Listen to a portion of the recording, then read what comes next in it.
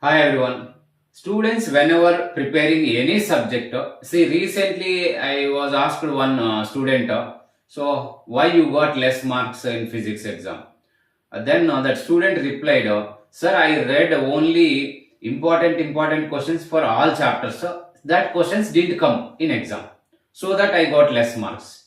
See, learning all chapters important questions not correct. Why means anytime difficult paper or unimportant questions given more means you will not get good marks. That's why at least some chapters which are the more weightage. For example, first four chapters high weightage: electric charges and fields, electrostatic potential and capacitance, current, electricity, moving charges, 11, 11, 13, 11, like that. Around 40 marks above, 4 chapters only out of 14 chapters.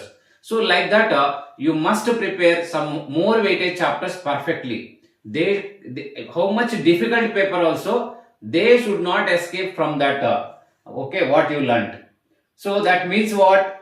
Here, learning time, minimum high weightage chapters, perfect learning, very important. They cannot give out of syllabus, they will give within the syllabus.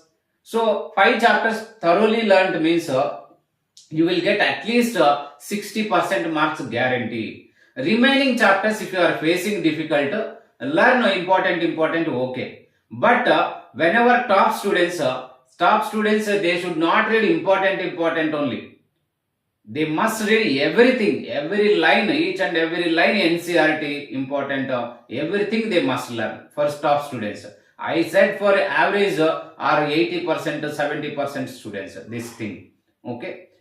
For dull students, however, passing package, they need to read which and all important. I have done already some videos for only very important questions, passing package.